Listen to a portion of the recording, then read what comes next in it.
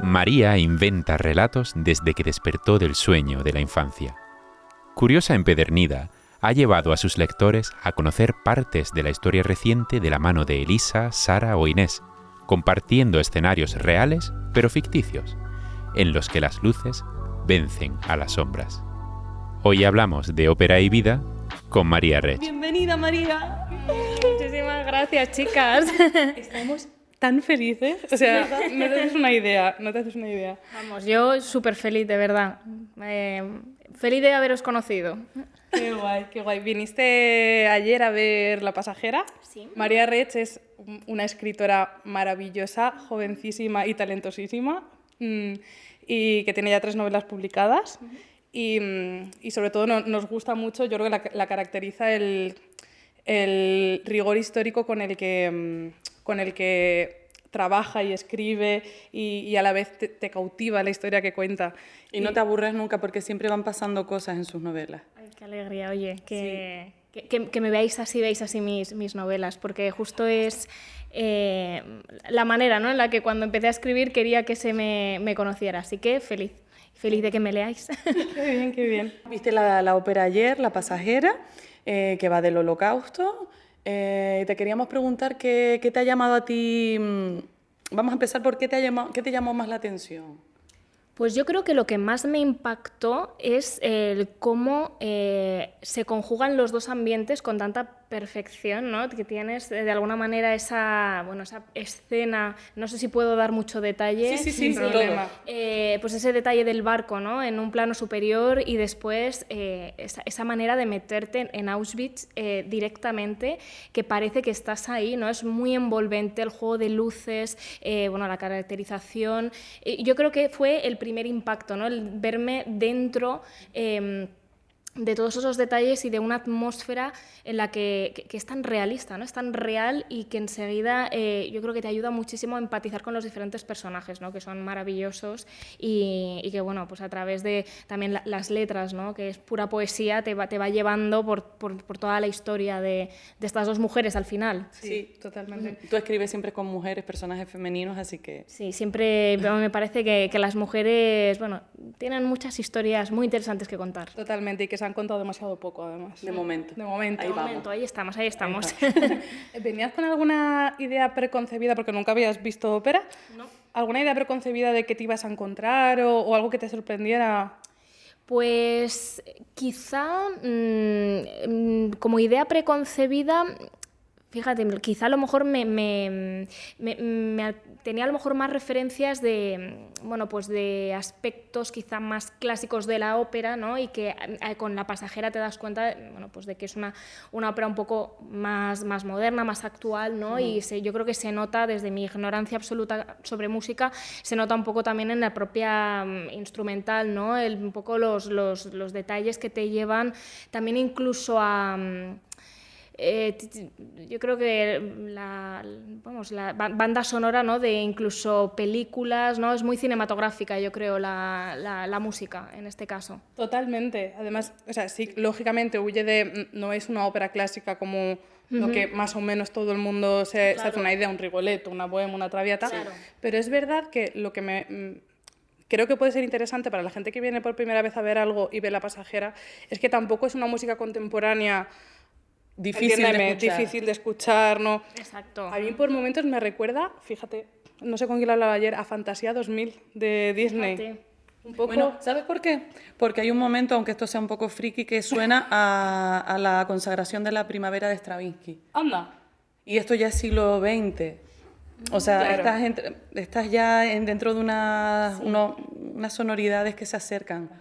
Bueno, y más allá de eso también la historia es imposible no empatizar con una historia así. Absolutamente. De la que todos tenemos, aunque sea una mínima idea, y eso también ayuda, claro. Hombre. Absolutamente, totalmente, vamos. Yo creo que, como dicen, ¿no? En algún momento en el texto que aparece, ¿no? Esa necesidad de recordar todo lo que pasó, ¿no? Y de no olvidar pues las barbaridades que se cometieron en Auschwitz. ¿Qué crees tú que hace que este tema, tanto en la ópera, que en este caso es del 67, como en un libro que a ti te gustó mucho, Una mujer en Berlín, que se repita tanto, que tenga este interés por los autores? Yo creo que hay como dos facetas, ¿no? Por un lado, yo creo que existe una sensación como sociedad, ¿no?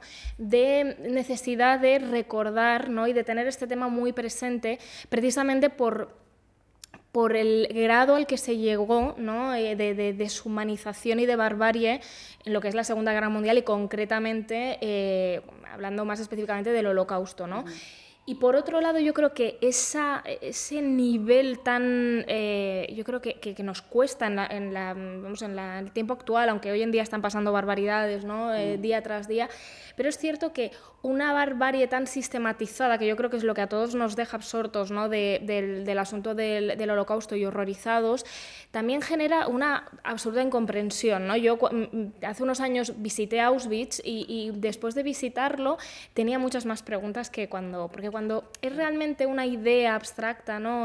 o es simplemente pues un apunte, ¿no? de un episodio más dentro de un conflicto muy complejo, de alguna manera, pues no te preguntas tantas cosas, pero cuando te encuentras ahí ves los restos, ¿no? de lo que quedó de esa, pues de esa forma de, exactamente, y de matar sistematizada, o sea, llevar la muerte a que también se comentaba ayer en la ópera, ¿no? A nivel ya de ciencia, ¿no? De un orden que no atiende, digamos, a la ética ni a nada. Una perversión absoluta. Exactamente. Esa premeditación. Exactamente, es lo que te hace que te asalten las preguntas, y un montón de preguntas que yo creo que todavía a día de hoy no tienen respuesta, y yo creo que eso es lo que genera esa fascinación extraña, sistemática, que seguimos teniendo en nuestro mundo, ¿no? En la actualidad hacia ese tema. Total. ¿Cómo te sentiste cuando estabas en Auschwitz? Pues yo lo he hablado con más personas, ¿no? Que han ido, y nunca hace sol ni buen tiempo, siempre es como hay como un, no sé, me imagino que habrá gente que lo haya visto con sol, pero vamos, yo me acuerdo que estaba nublado, es una sensación que dices, madre mía, de incredulidad absoluta, ¿no? Yo creo que también hay una parte de protección. Sí que hay gente que además, a mí me pasó cuando estábamos haciendo la visita, ¿no? Que había gente que decía, pues yo a este punto concreto no voy a entrar porque me da impresión y me estoy poniendo mala, pero yo, es verdad que hay una parte, ¿no? De que dices, disocias un poco y dices, vale, bueno, estoy viendo algo, y me pasó que después de verlo es cuando empecé a no entender nada, a decir, bueno, ¿qué es esto? ¿Qué he visto, no? Claro. Y además, más allá entiéndeme, del morbo que se genera alrededor de todo este tema, yo creo que es importante, al menos nosotras lo pensamos ahora que estamos haciendo la ópera, porque al final dices, ostras, ¿cómo me enfrento a representar esto desde el respeto y sin irme a casa llorando todos los días? Exactamente. Claro. Imagino que estar allí tiene que ser muchísimo peor porque estás en el escenario real, pero al final hay que pensarlo como una forma de recordar y ya más que homenajear, como dar el lugar que se merecen esas personas. Ayer en la ópera también hay una parte del texto que dice, nos recordarán dentro de muchos años, sabrán que hemos estado aquí. Claro. Y me parece interesante que se hagan este tipo de cosas por eso. Además, la pasajera viene de un libro que escribió Sofía Posmith, que la chica en la que está basada la historia, que ya se imaginó, ya una vez ya había salido del campo, que se encontraba con su carcelera y dijo, voy a escribir esta historia como una novela. Una voz que le recordó a la de la carcelera. Y de ahí surge la novela, donde ella plasma muchas de las experiencias vividas. Sí. Me parece, vamos... ¿Tú te imaginarías una de tus novelas llevada a una ópera?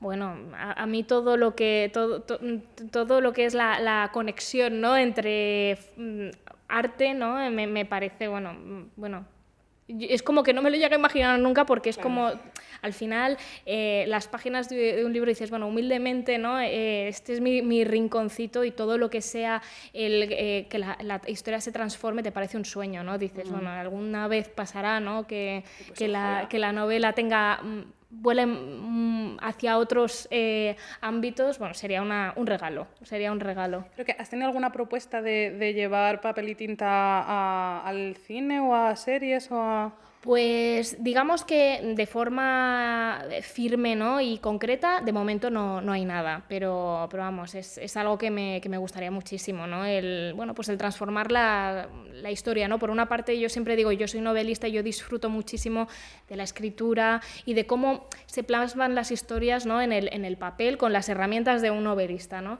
Luego ya es traducirlo a otros lenguajes, claro, sí, que, bueno, pues es algo distinto, es verdad que se mantiene como la historia en sí, pero contada de otra forma. Y ahí yo creo que ya hay una distancia, ¿no?, con lo que yo soy, pero que también me parece increíble. Bueno, pero hay cosas que se adaptan muy bien. Yo recuerdo, la verdad, por ejemplo, como Agua para chocolate, a mí me encantó el libro y la adaptación al cine fue, para mí, sí, muy pegada, o sea, guardaba toda la esencia del libro. Y eso fue súper bonito de ver porque es real que creo que es muy difícil que un guionista o tú misma como escritora extraigas de aquí para otro lenguaje que tú no sueles... Tiene que dar un poquito de miedo también, como un reto de al final ceder un poco la intimidad que tú tienes con tus personajes. Además se nota que tú conectas mucho con todos los personajes, que eso es una maravilla. Y al final cederlos a otro tipo de espacio, sea una ópera, sea tal...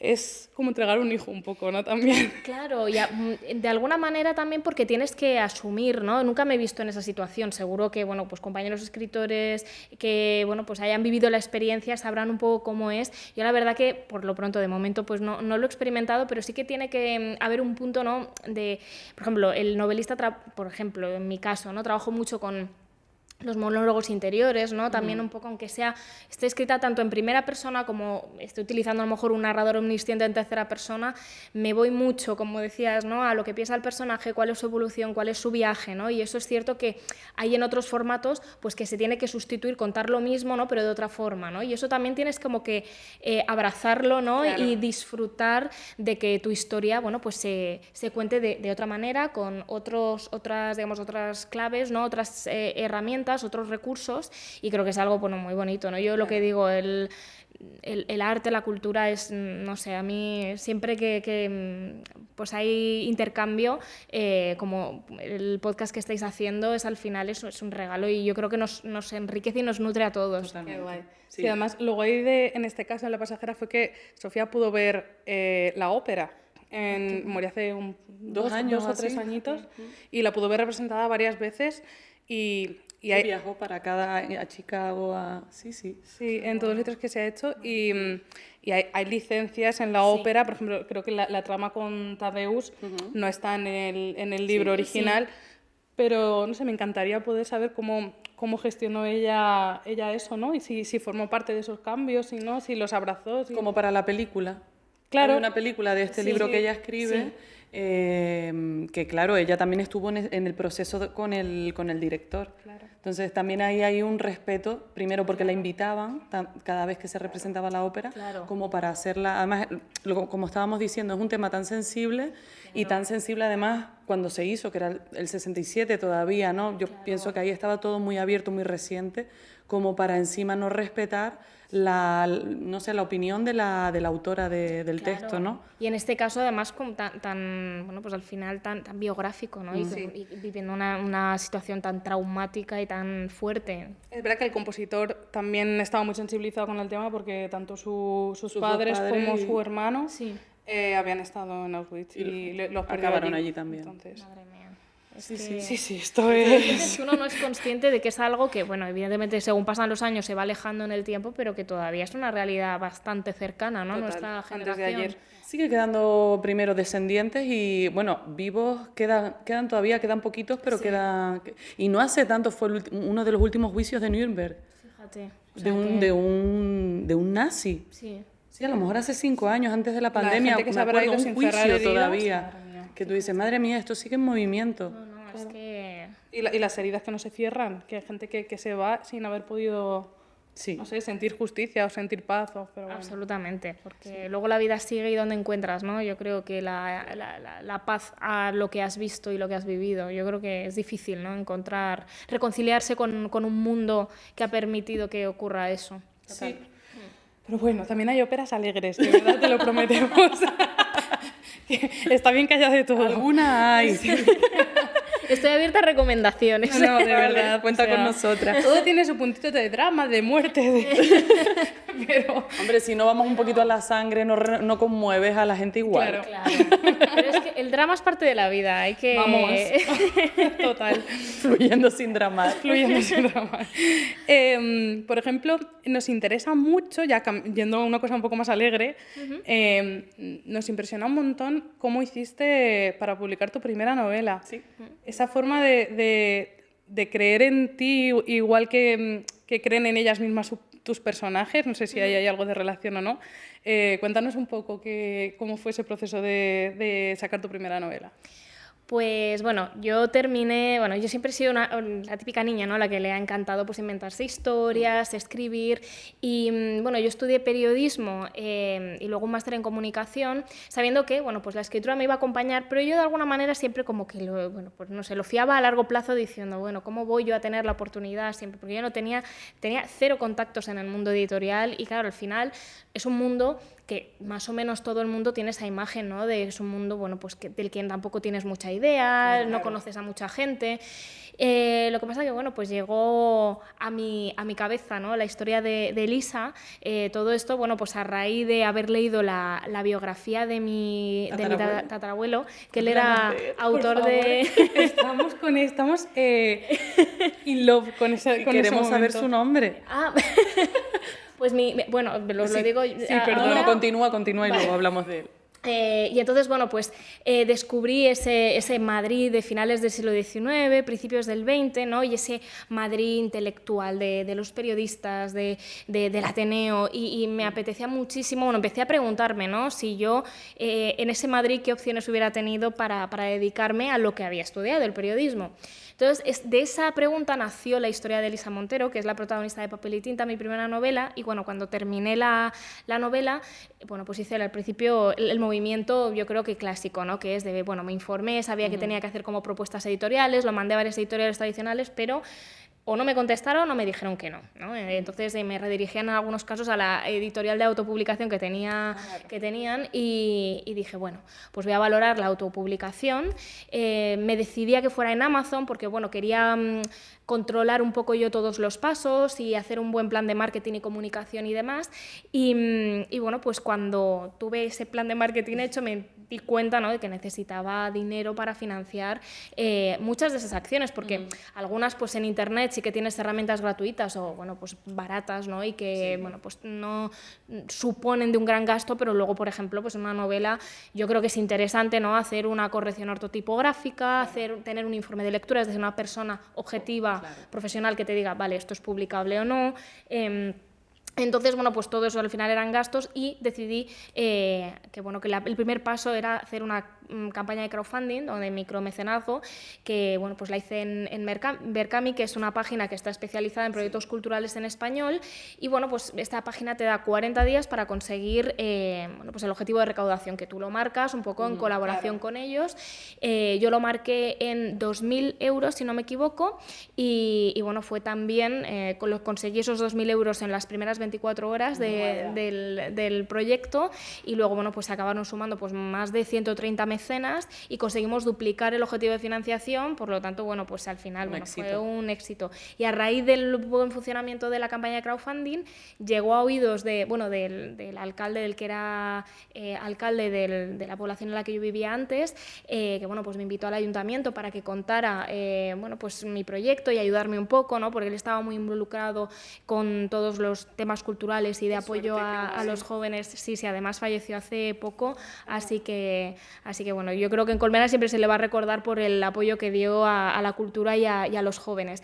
Y una persona que trabajaba con él, Borja, en comunicación, bueno, pues me dijo, oye, que yo conozco a a gente en el mundo editorial y tal, y es que tienes un proyecto muy interesante y demás. Y bueno, pues él se puso en contacto con Gonzalo Albert de Suma de Letras y bueno, pues Gonzalo se leyó la novela, la valoraron en la editorial y me propusieron publicar. Entonces, bueno, un poco en consonancia con ellos, ¿no? Un poco todo de alguna manera muy alineado, comunicamos a los mecenas el cambio de planes, les ofrecí la posibilidad de recuperar el dinero si decían, oye, mira, si eres escritora independiente bien, pero si tienes una editorial detrás ya no me convence, pero decidieron quedarse conmigo, así que bueno, fue una maravilla porque evidentemente un autor, bueno, pues sí tienes el apoyo de la editorial, que en algunas cosas se encargan ellos, pero luego vas por tu cuenta, entonces todo eso, bueno, pues pude mejorar las recompensas y tener su compañía, y aparte salen todos los mecenas al final de papel y tinta mencionados en orden alfabético, así que nada, fue una gran lección de generosidad. Qué bien. También yo creo que de sí, valentía, ¿no? Sí, de valentía por tu parte, y también si ellos creen en ti, lo mínimo, yo creo que es natural alegrarse de que todavía tengas más facilidades y puedas... Tengo una pregunta, ¿cómo contaste un poco el proyecto? ¿Llegaron a leer algo antes de...? Yo planteé todo el proyecto de Berkami como si fuera, claro, yo planteaba la sinopsis de la novela, yo me hice bueno, grabé un vídeo por Madrid, por espacios que aparecían en la novela, contando de qué iba y diciendo por qué necesitaba la ayuda. Entonces yo lo planteé como si la redacción del Demócrata de Madrid, que es el periódico ficticio que aparece en la novela, quisiera ampliar plantilla, ¿no? Entonces yo de alguna manera estructuré todas las recompensas en función de, bueno, pues según lo que ponías, eras redactor, o eras corresponsal, o eras firma estrella, hasta subdirector, ¿no? Y entonces, a través de todos los detalles de la campaña de crowdfunding, yo iba contando un poco de qué iba la novela. También ponía extractos del informe de lectura que ya lo había contratado. Bueno, pues fui muy transparente, ¿no? Que eso yo creo que cuando hay dinero de por medio hay que serlo. Entonces, puse claramente para qué necesitaba cada uno cuáles eran las partidas de mi presupuesto, el calendario que iba a seguir. Luego, cuando hubo cambio de planes, lo actualicé todo para que en todo momento supieran qué pasos necesitaba dar y cuáles iban a ser, ¿no? Y de alguna manera, bueno, pues yo creo que eso es lo que les llegó y lo que les convenció para sumarse, ¿no? Y apoyarme. Haber hecho también el máster de comunicación, ¿tú crees que te ha sido útil, verdad? Indudablemente, sí. La verdad, eso, tener a mi lado a mi chico, que él estudió marketing, entonces al final yo creo que tanto tu mochila como rodearte de gente que es súper válida y que bueno, pues te da grandes consejos, al final es una mezcla maravillosa, ¿no? Porque te impulsa a avanzar y ser capaz de, bueno, pues de acometer proyectos que dices, qué valiente. Yo digo, bueno, yo creo que bueno, estuve muy bien rodeada y... Bueno, pero tu talento es innegable. Rodeada, pero yo lo comentaba con uno de nuestros compañeros que hay un punto de... O sea, hay gente que realmente dice, bueno, pero no tengo relación, como tú acabas de decir, con el mundo editorial, entonces pues meto el manuscrito en un cajón y a ver si alguna vez tengo suerte, como ya he recibido un par de noes o me han derivado a estas de autopublicación, ¿cuándo tendré yo este dinero? Entonces te vas desinflando, ¿no? Claro, y el hecho, claro, no es ni un juicio ni nada, el hecho de que decidieras, oye, pues sí, no solo es el estar bien rodeada, sino que muchas veces, bueno, también si realmente hubiera sido mala, ¿no? Claro. La novela o cualquier producto que uno quiera, no sé, como compartir con la gente, pues también te llegan inputs que te dicen, no, realmente esto hay que mejorarlo. O sea, no es que sea malo, a lo mejor es que hay que darle una vuelta. Exactamente. Como tú decías con la corrección esta ortotipográfica. Un nombre yo al principio no me salía. Pero es verdad que a colación de eso, a mí lo que me ayudó muchísimo también es ese informe de lectura. Que además, bueno, tuve luego la suerte de poder conocer a la correctora y a la lectora, que bueno, Belén y Carmen, que bueno, de alguna manera me dieron también esa visión objetiva, porque claro, es muy distinto que tú tengas lectores cero, que es como se llaman las primeras personas a las que das la novela a leer y tal, que bueno, pues sean personas cercanas y que te digan, sí, muy bien, y te den una palmadita en la espalda, pero yo necesitaba que alguien que no me conocía, además, ellas por el protocolo, yo lo hice con Escuela de Escritores, y contraté los servicios, digamos, de ese informe de lectura, y ellas no podían saber nada de mí, ni quién era, ni nada, o sea, no podían ni localizar ni nada. Entonces fue después, cuando ya nos pusimos en contacto, ya pude quedar con ellas para comentar la novela y demás, y me dio una visión externa, ¿no?, y objetiva de gente profesional sobre el texto que yo tenía entre manos, y es lo que me dio, yo creo, que la fuerza para también acallar las voces estas internas que yo creo que todos tenemos, de no eres lo suficientemente buena, este manuscrito a lo mejor tiene que quedarse en un cajón. Entonces ellas sin duda me dieron ese empujón de decir, no, pelea por esto porque esto merece ser publicado, ¿no? Es increíble lo del síndrome del impostor, cómo a todos los artistas nos pega. Bueno, pues, yo pero es mi mejor amigo, o sea, yo convivo con él. ¿Ya te hizo amigo tuyo? Vamos. Bien. No. Bueno, lo irás expulsando. En algún Le pondrás momento, un piso supongo. en otro lugar. Totalmente. Que Le viva tengo allí. que comprar eso, un piso en la playa y Claro, que se vaya. Exacto. Háblanos de tu tatarabuelo, este que escribía libretos de zarzuela. Pues bueno, mi tatarabuelo es Carlos Fernández Sou y él es uno de los dos libretistas de... ¿Qué? Sí, de La Revoltosa. Claro. Sí. Increíble. Sí.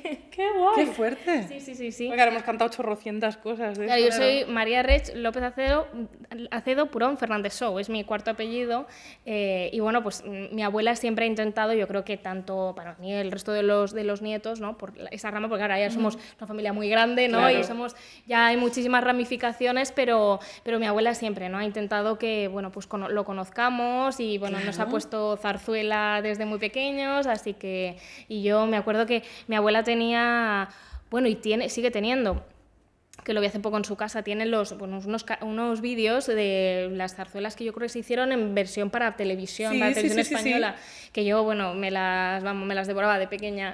Y que de hecho nombras, por ejemplo, aquí Claro. Romanzas de zarzuela, que canta sí, exactamente. Rosa, Pilar. Es Pilar, sí. Pilar, que exactamente. va a cantar. Es que es genial porque De La además Revoltosa, estaban claro. realmente metidas en la sociedad. Claro.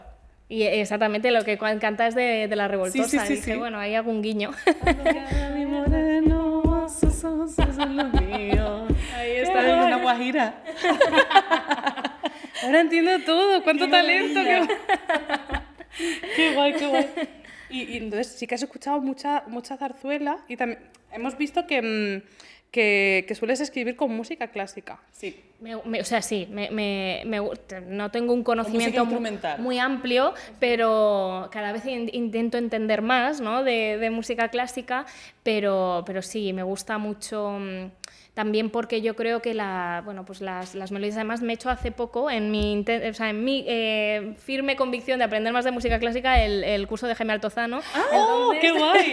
¡Qué He guay! dicho, me tengo yo que cultivar en este aspecto. Y me gusta muchísimo, por ejemplo, bueno, que ya lo escuchaba de antes, por ejemplo, en las novelas, pues Beethoven, ¿no? Hay muchísimas de sus obras que me gustan. También, bueno, pues, a ver, ahora que se me ocurra, que ahora me he quedado en blanco, porque es que tampoco sé mucho ni os puedo decir. No, pero si no, Es que no hace nos llama la falta saber atención. también, ¿eh? Yo creo que también está mucho el estigma de que para escuchar música clásica hay que entender, hay que ser erudito, hay que ser... Claro, no.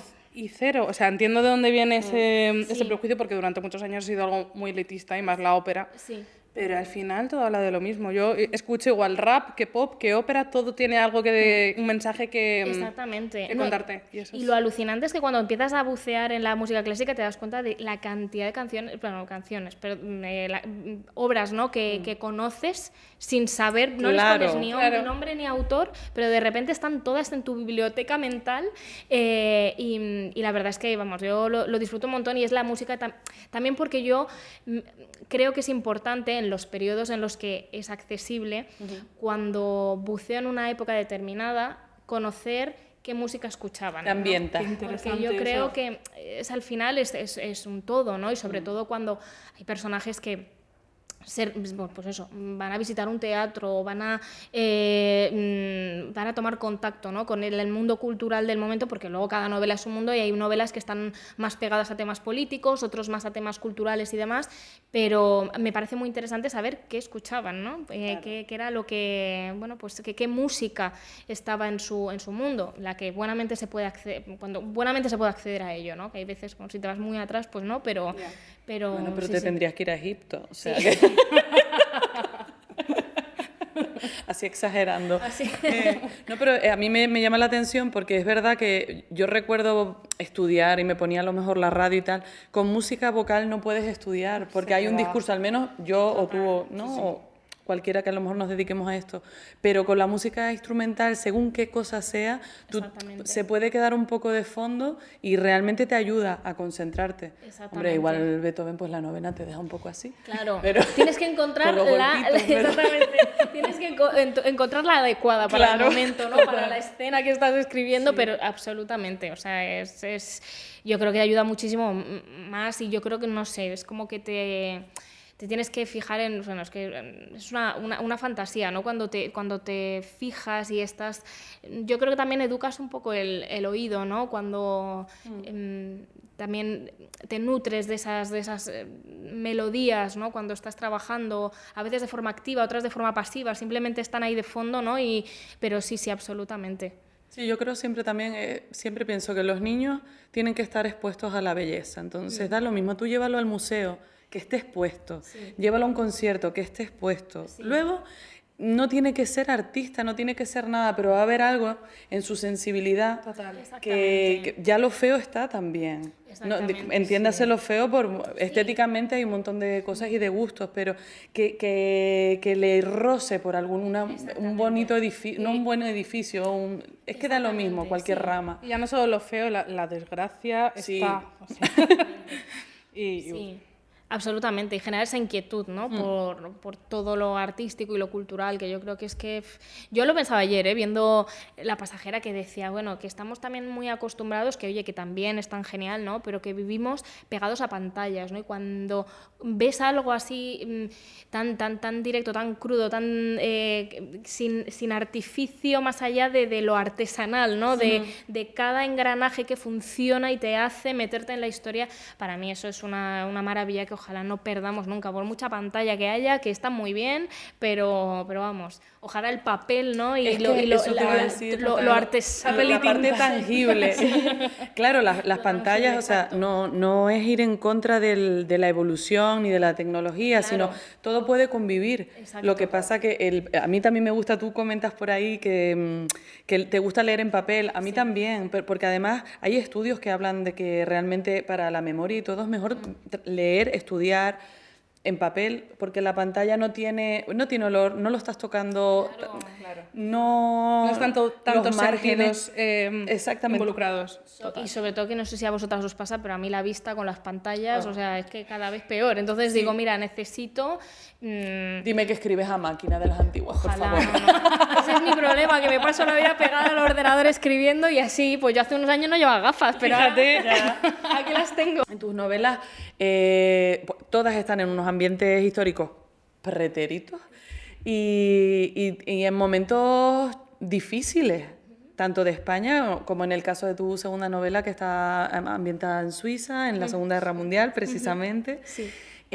¿Tú crees que a través de esto, bueno, realmente puedes llegar a ayudar a la gente a comprender estos periodos históricos frente a todo lo que existe de información manipulada y demás que hay en los medios? Yo creo que una de las de los granitos de arena que podemos poner desde la novela histórica, y es algo que comentamos, ¿no? Cuando tenemos encuentros de autores en jornadas de novela histórica y tal, que siempre se debate, ¿no? Es decir, ¿cuál es la función de la novela histórica? ¿Es enseñar? ¿Qué es? Yo creo que la novela histórica, sobre todo, sirve para llamar la atención sobre un periodo determinado, ¿no? Es verdad que luego en todo el abanico de autores te vas a encontrar autores que van a estar más pegados a la documentación, otros que prefieren, ¿no? Que existan mayores licencias, eso cada uno decide. En mi caso me parece que es más certera la novela histórica cuanto más pegada está al rigor histórico. De hecho, hombre, en general todos los autores que conozco de novela histórica se pegan un poco a la documentación y al rigor, y lo que te ayuda de alguna manera es, bueno, traer a un lector, ¿no? Que a lo mejor, bueno, pues es una época que dices, bueno, pues no la tengo yo muy controlada, o me da más igual, o no, me genera interés, pero tampoco, pues nunca la he vivido desde esta perspectiva, que pasa un poco con mi segunda novela, que bueno, pues estamos hartos de ver novelas, bueno, productos culturales sobre la Segunda Guerra Mundial, pero yo quería de alguna forma plantear otra perspectiva, ¿no? Otro punto de vista desde la país neutralidad como Suiza, neutral, en unos colegios donde se mezcla alumnado de diferentes zonas del mundo y tal. Y yo creo que lo que podemos hacer es, o lo que yo puedo hacer a través de mis novelas es llamar la atención y a través de los personajes y de la humanización de los personajes que puedas llegar a conectar o empatizar, porque hay algo que yo creo que es una realidad, ¿no? Que es que el ser humano es ser humano desde el Paleolítico, ¿no? Hay una serie de pulsiones, de emociones, de sensaciones, sentimientos, ¿no? Que son los que son, y el ser humano ha tenido siempre miedo, ha tenido siempre, ha sentido pues amor, ¿no? Cariño, necesidad de protección, necesidad de compañía, y yo creo que es a través, ¿no?, de este ABC del ser humano, que es el que es a lo largo de la historia, por el que podemos conectar con gente de otro tiempo, ¿no? Que muchas veces tendemos a infantilizar, los pasa mucho con las mujeres del pasado, ¿no? Que es como, pobrecita, que no se enteraba de nada. Bueno, sí se enteraba, tenía otros códigos, ¿no? Claro. Y ella vivía y luchaba desde su realidad, que no es la nuestra, pero es igualmente respetable, ¿no? Y eso también yo creo que es a través de los personajes, ubicándolos en su tiempo, pero yo creo que con la humanidad de hoy, que es la de siempre, puedes, ¿no? Más allá de la información, el generar ese atractivo sobre un periodo y que luego el lector siga informándose y buceando, ¿no?, en esa época. O sea, yo he sido ese lector, te lo juro. Eres esa lectora, ¿no? Sí, pero o sea, yo no sé, la etapa del instituto a tope y todo muy bien, pero nada conseguía llamar tanto mi atención hasta que no he ido a lo cotidiano con novelas como las tuyas, en las que conectas de verdad con una trama, con una sensibilidad, con un entorno, con un contexto, y dices, ostras, y a raíz de eso sientes lo que tú dices, mucha más curiosidad por informarte. A mí me encanta cuando me acabo una novela y me voy a... No, sí, por supuesto, ese duelo es... Sí. Tiene un nombre, creo. Creo que sí, pero bueno, será japonés. Sí, seguro. Sí. Cuando te vas a abrir Google a saber más de todo. De todo es la fantasía, vamos. Porque al final es como más contenido extra de lo que has leído, pero que encima fue verdad. Claro. Y es súper guay eso. A mí me gusta también una cosa mucho de cómo escribes, que es el cero juicio a todas estas mujeres. Lo que tú acabas de decir, ¿no? Ellas hacían lo que podían con las circunstancias en las que estaban, sociales. Entonces, claro, normalmente mi generación o la generación de mi madre normalmente juzgaban y machacaban a la generación anterior porque es que no hicieron nada, es que podía haber estudiado, pero no lo hizo, es que ha tenido hijos, es que al final ha cumplido con todos los parámetros que se le suponía a una mujer de los años 60, 70, ¿no? Y lo rechaza, yo no soy esa mujer, yo no voy a limpiar para nadie, yo no voy a ser, ¿no? Madre. Y tú lo que haces en tus novelas es lo contrario. Es decir, bueno, ella tiraba por aquí y era lo que podía hacer, porque ni siquiera juzga a su madrina, por ejemplo, en Papel y Tinta. Total. Ella, a su vez, es consecuencia de sus propias circunstancias, es viuda en un momento, y ella toma la decisión de blindarse y decidir, bueno, pues yo tiro por la vida. Esto es lo que a mí me dijeron que está bien, y yo quiero esto además para mi sobrina, ¿no? Y la sobrina quiere romper con eso, pero es que muy bonito. Muchas gracias, Monse. A mí la verdad es que yo construyo mucho los personajes pensando en por qué son como son, ¿no? Es decir, haciendo una retrospectiva y diciendo, vale, de dónde vienen, cuáles son sus circunstancias. Creo que como que no es mi cometido decir si esa forma de ser o actuar es buena o mala, ¿no? Al final eso, cada lector va a sentir simpatía o antipatía en función de elementos más o menos familiares. Hay veces que nos vemos reflejados en un personaje y eso nos gusta, y otras veces es al contrario, no nos gusta. Yo creo que la relación y la valoración de los personajes, ¿no?, es súper personal de cada lector, y yo por eso también una cosa que hago es doy o sea, pinceladas de los rasgos físicos de los personajes, pero No los describes. No hago una descripción detallada, porque creo que al final lo bonito, ¿no? Yo creo que las novelas las completan los lectores. Sí, ¿no? que haya tantos rostros como lectores, Exactamente, y que cada uno se lo imagine de una manera. Entonces, me gusta el poner pues diferentes maneras de vivir, diferentes maneras de pensar sobre un mismo acontecimiento. Creo que es lo que me da también esa visión de pluralidad de la realidad de entonces, ¿no? Porque si no, solamente estaría vendiendo una visión concreta que tampoco es la mía porque yo no estaba. Entonces es me interesa más ver diferentes formas de vivir un mismo contexto histórico. Qué chulo, sí. Yo imagino que doy por hecho que has sido niña lectora. Yo creo que aquí las tres hemos sido niñas lectoras. Absoluta. Sí.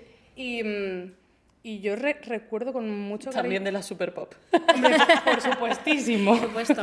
Por supuestísimo, todo vale, ¿vale? No me juzgues. Total. Había tiempo libre para todo. Para yo todo, también, ¿eh? para todo. Mi tiempo para un test. Kika Vamos, Superbruja, absolutamente, todo. totalmente, vamos, Bravo, Superpop, Kika Superbruja, vamos, Sí, era el combo. Los 5, todo. Había tiempo para todo. Exactamente.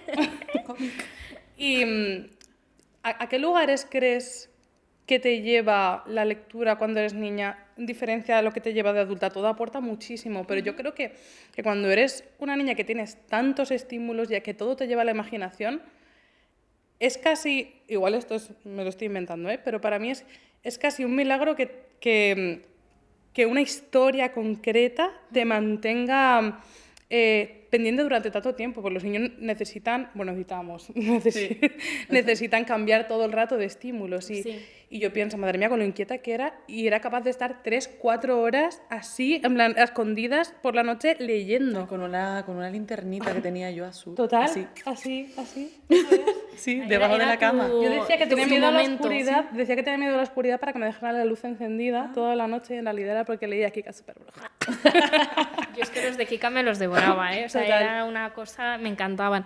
Es que es la magia de la lectura. Yo creo que hay algo y creo que por eso, pese a todos los entretenimientos que tenemos hoy en día, el libro sigue ahí, y es que tú te puedes pasar no sé cuántas horas leyendo y tu cerebro está trabajando, está estimulado, está inmerso, ¿no?, en esa historia.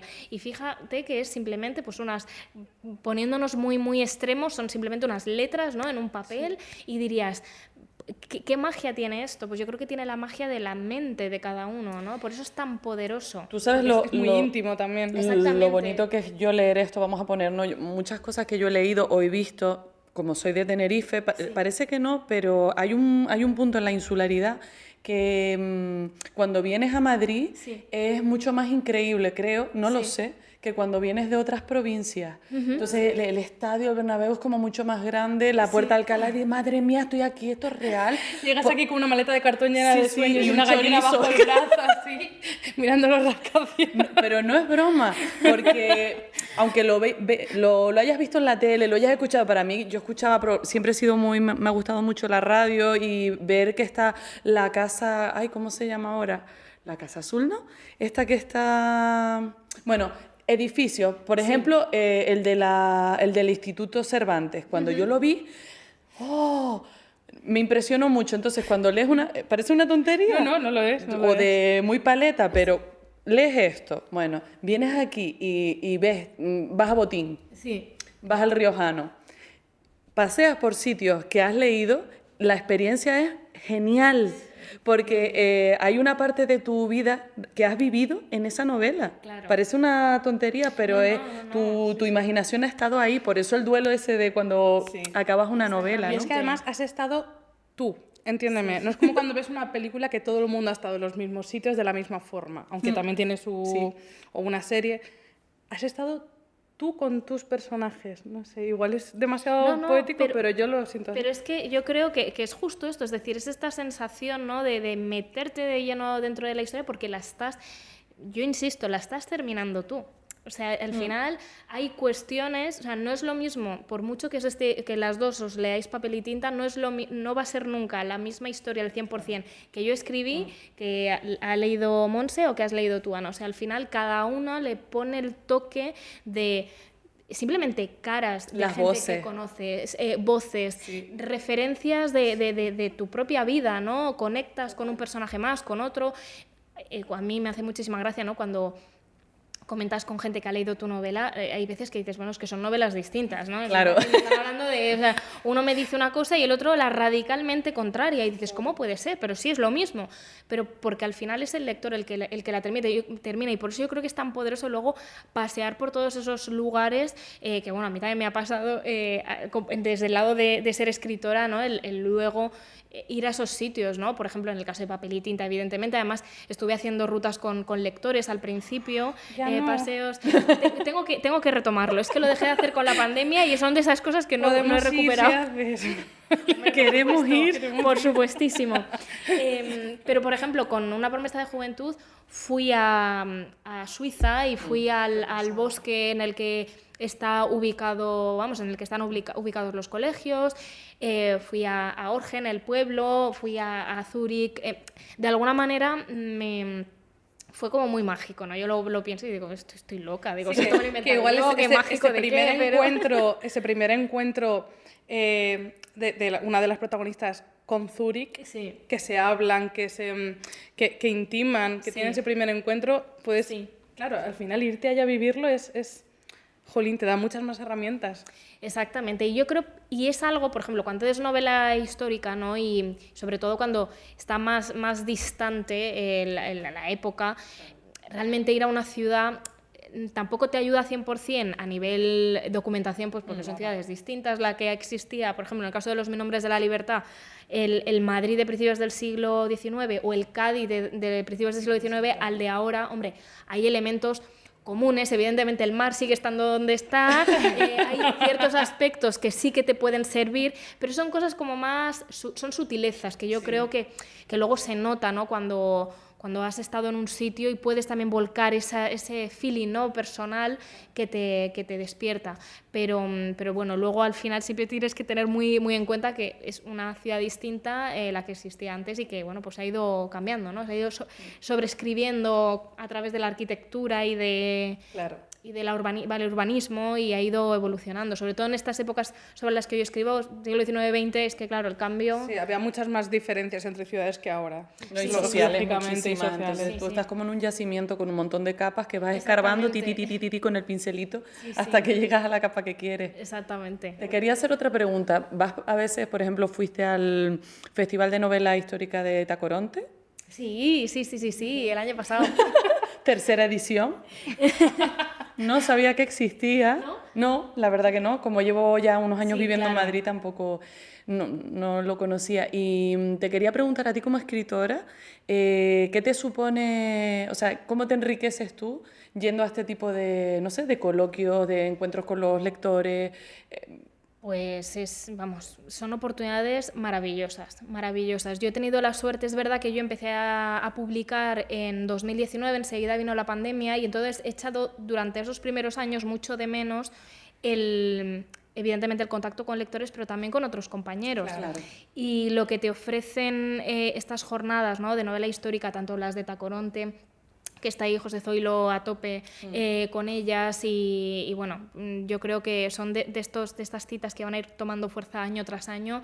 Úbeda también, que es otra de las citas clave de novela histórica en España.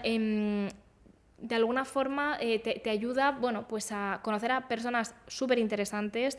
El mundo de la novela histórica está lleno de autores con un talento y con una inquietud. Exactamente, y con una disciplina de trabajo, y muchos de ellos no, o sea, son pluriempleados, ¿no? Por una parte son escritores, pero luego tienen otro trabajo aparte. Y son personas, bueno, pues que aman la historia, ¿no? Y el poder compartir ya no solamente los momentos que muchas veces hacemos, pues mesa redonda, ¿no? O entre compañeros te presentas la novela y demás, sino esos momentos de, bueno, pues de cenas, de comidas, de ratos de charla y de poder compartir. Pues yo creo que la novela histórica es un tipo de novela muy concreto, con unas dinámicas muy concretas, y es muy bonito, ¿no? El poder intercambiar y aprender. O sea, a mí me encanta ir a presentaciones de novelas históricas porque es que aprendo un montón, ¿no? Y y es una forma de decir, bueno, esto es, me nutro, al final esto es para echar en la mochila y seguir aprendiendo sobre historia, que es inabarcable, vamos. Sí, en una vida al menos. Claro, es que ustedes al final son un grupo profesional bastante solitario. Exactamente. Entonces el hecho de tener encuentros con otros compañeros, al menos decir, ay, somos dos. Exactamente, pero a mí, vamos, he conocido a gente pues maravillosa. Hablaba de José Zoilo, Alicia Ballina, que además está muy implicada en todo, trabaja en la dirección de museos, ¿no? Del Ministerio de Cultura. También, por ejemplo, otro escritor que es de mi quinta, también es del 92, que nos conocíamos de antes, Santiago Mazarro, que él también, bueno, pues tiene además una productora audiovisual, que es gente súper interesante. Y bueno, eso por una parte, ¿no? El tema de los compañeros y el contacto con los lectores siempre es una maravilla. O sea, es la manera que dices de saber, ¿no? Que la novela llega a algún lado, porque es todo a veces tan etéreo que dices, bueno, vale, yo... Pero hay veces que me cuesta pensar que mi Word es el libro de la librería, luego el saber que hay personas que lo han leído, que te comentan y te dicen, bueno, pues como ahora, ¿no? Yo alucino, digo, qué maravilla. Vamos, te carga las pilas. Y como mujer joven escritora, seguro que te han hecho esta pregunta, por desgracia, muchas veces, pero como mujer joven escritora, ¿has sentido algún tipo de dificultad o a lo mejor al estar, lo que hemos dicho, en un género que es un poco más solitario, pero que aún así yo creo que tiene muchísima acogida? ¿Has tenido algún problema? Pues, a ver... ¿Algún señor o que diga...? Yo una cosa además, yo creo que no es cuestión, digamos, limitada a... quizá al sector editorial, porque lo he hablado con otras amigas, y yo creo que es la barrera que sentimos las mujeres de que se nos infantiliza hasta edades ya que dices, bueno, ¿cuántos años tengo que tener para que no me digas niña, para que no me digas, no me trates con condescendencia, como si no tuviera ni idea, ¿no? Eso yo creo que, bueno, pues es, por poneros un ejemplo, autores de mi edad nunca se hace comentarios sobre su edad, pero a mí siempre también es verdad que yo asumo que yo aparento a lo mejor un poquito menos de la edad que tengo, ¿no? Y eso está bien. Y que empezaste realmente joven. Y que empecé muy joven, pero es verdad que es este comentario siempre de qué joven y tal. Otra cosa que también, bueno, pues es un reto, ¿no? a conseguir y que yo lo estoy intentando pelear, es precisamente las tendencias que existen cuando eres mujer joven y quieres hacer novela histórica, la tendencia a que se interpreten que tú haces novela romántica con ambientación histórica. Ay, por Dios, total. O la más famosa etiqueta narrativa femenina. Eso es terrorífico. Entonces, ahí es como, no. O sea, ¿existe la narrativa masculina, no, verdad? Pues la femenina tampoco. Yo escribo para quien me quiera leer, pero da una sensación, ¿no? Como eres mujer, escribes con personajes mujeres, o sea, que también es eso, solamente puedes escribir sobre otras mujeres para otras mujeres, no. Tengo un amigo que ha empezado a leer, yo también llevo unos años consumiendo más literatura escrita por mujeres que por hombres. Y es verdad que yo me he sentido mucho más cerca de las historias que cuando las narra un hombre, en el caso de lo femenino, ¿no? Sí. Simplemente. Pero porque nunca han sido contadas por nosotras. Bueno, por eso, pero que no es malo ni es bueno, sino que es natural que un hombre, desde su perspectiva, él conoce su mundo y va a narrar su mundo mejor que una mujer el de un hombre, ¿no? Sí. Y este amigo me decía que estaba encantado, también está en esta tendencia. Sí. Aleluya. Aleluya, hermana. Que él estaba entendiendo.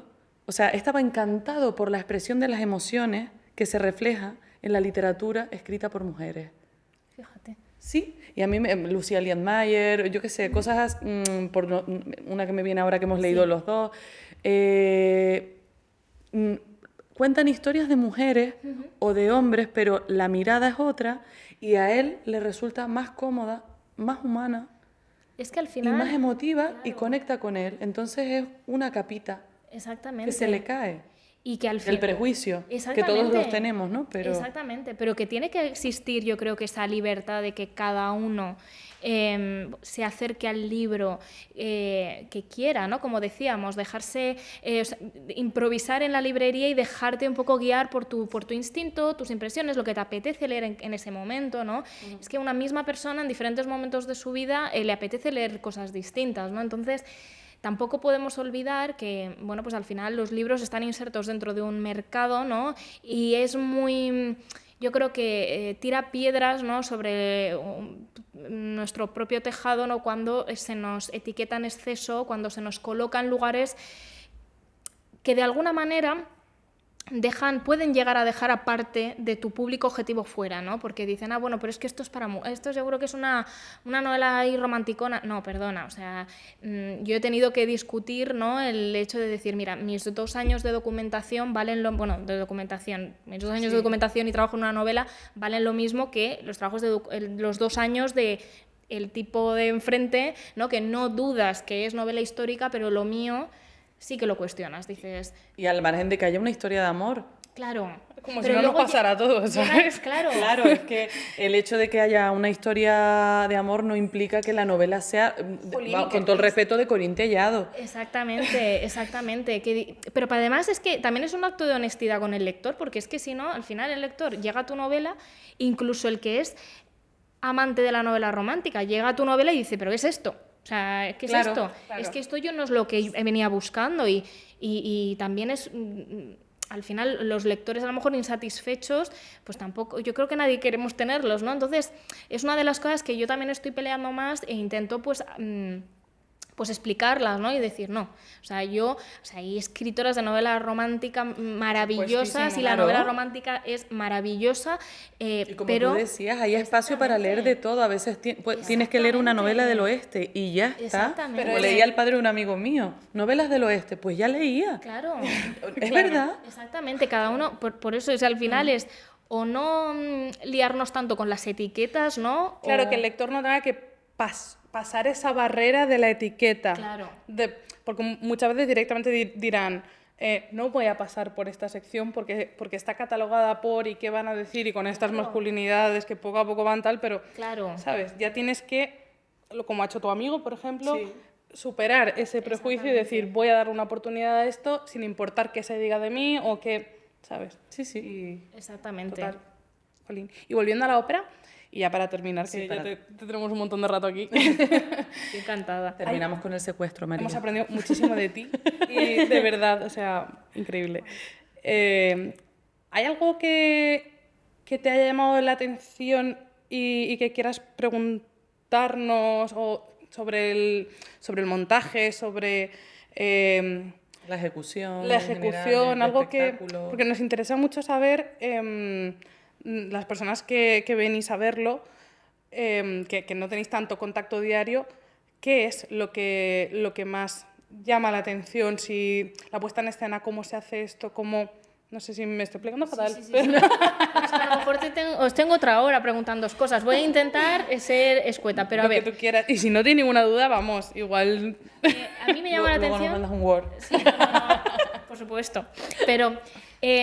una de las cosas que me ha dado la atención, o sea, claro, en esta ópera, y no tanto como en otras, como me comentáis, hay muchísimas personas que forman parte del equipo, ¿no? En total, o sea, me gustaría conocer un poco, preguntaros sobre, por ejemplo, en la ópera de ayer, ¿no? ¿Cuáles son los diferentes equipos y familias, podríamos decir, que os juntáis? Porque, evidente, o sea, por lo que vi, el elenco principal de la obra viene de fuera, ¿no? O sea, entonces, me gustaría un poco que me contarais eso, ¿no?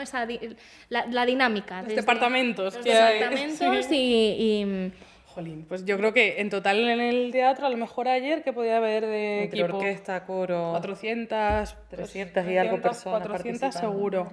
Y eso que no es una ópera excesivamente grande. La orquesta sí que es grande, por ejemplo, en este caso. Está ampliada, porque claro, eso también va dependiendo de lo que requiera la partitura musicalmente. Vale. Pero luego pues hay equipo de caracterización, equipo de sastrería, equipo de técnicos para todo lo que tiene que ver con mover todo lo que tú estás viendo de escenografía, equipo de arte también para, o sea, los utileros, que son los que hacen el violín que rompes o cualquier pieza de lo que es la escenografía que se va a utilizar.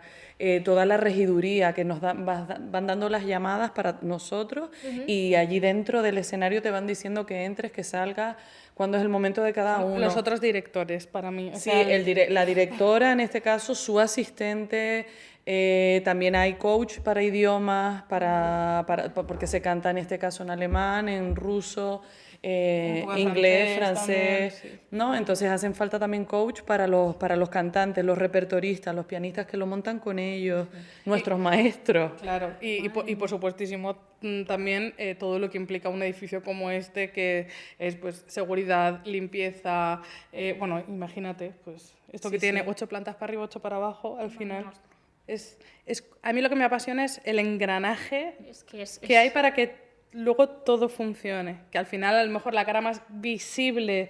Sí, somos los que salimos al escenario. Salimos al escenario, pero vamos, que... Pero claro, que sois un equipo tremendo. Claro, en el cambio de vestuario, como te comentábamos antes, por ejemplo, pues montan 2 camerinos atrás para que en 9 minutos estemos cambiados los que vamos de blanco en el barco. Entonces allí hay una persona por cada una de nosotras para hacernos el cambio de peluquería y de vestuario. Madre mía. Sí, al final somos las mimadas.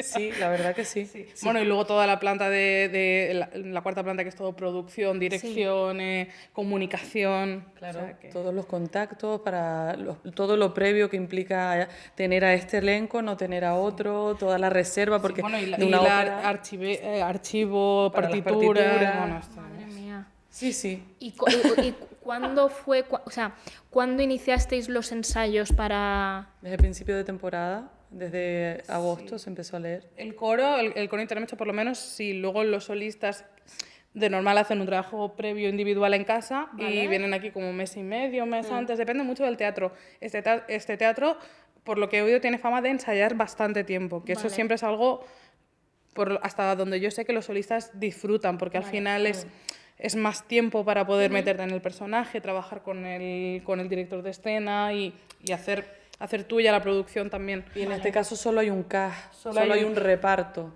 Pero si es una ópera en la que va a haber muchas funciones, puede haber hasta 3 repartos. Entonces ya tienes, pues en este caso si son 9 solistas, bueno, son más, pero vamos a poner que hay 12 solistas principales, mujeres, eso es habría increíble, 24 o 36 solistas Madre mía. con los que hay que estar trabajando. Madre mía. Sí. Y luego, pues la escenografía, en este caso la producción ya estaba... Sí, Es coproducción, o sea, es coproducción del Teatro Real y de otros teatros en los que ya se ha hecho Vale. esta producción. Pero si no, pues hacer la producción de cero, eso son, pues no sé, igual empieza un año antes, a lo mejor, o más. Ahí no te sé tenemos ni idea. Ah, Pero claro. claro, porque para fabricar todo... Bueno, madre mía. tiene que Poner ser- en pie una ópera con medios conlleva un equipo bastante grande. Otra cosa es que tú quieras hacer una ópera en concierto. Sí. Bueno, llevas equipo humano, pero no necesitas nada de esto, ¿no? O un concierto de sinfónico, ¿no? Es otro, no tiene nada que ver. Hay mucha gente, pero claro, es que al no haber escenario en el sentido de puesta en escena, Sí, vamos, mucho menos trabajoso. claro. Sí. Y los recursos con los que tienes que contar y el tiempo con el que tienes que planificarlo también es importante. O sea, no se pone... Ya te digo, los cantantes los tienes que contactar 2 años, 3 años porque tienen las agendas cerradas. Madre mía. ¿Quieres contarnos algún proyecto, algo que tengas entre manos, María, para acabar? Pues de momento estoy, bueno, pues en época de tranquilidad Barbecho. y de barbecho, que también viene bien. Te haría falta seguro. Pero nada, con muchísimas ganas de seguir contando historias ambientadas en el pasado y hacer viajar en el tiempo. Así que nada, a ver si prontito puedo ir dando más alguna información, pero de momento con tranquilidad. Pues muchísimas gracias, de verdad, A por tu vosotros. generosidad. Muchas gracias, María. No, generosidad la vuestra, vamos, estoy encantadísima. Ha sido un regalazo poder ver La Pasajera y conoceros y estar aquí en el teatro, o sea que yo feliz, de verdad. Muchas gracias, Muchas chicas. gracias, María.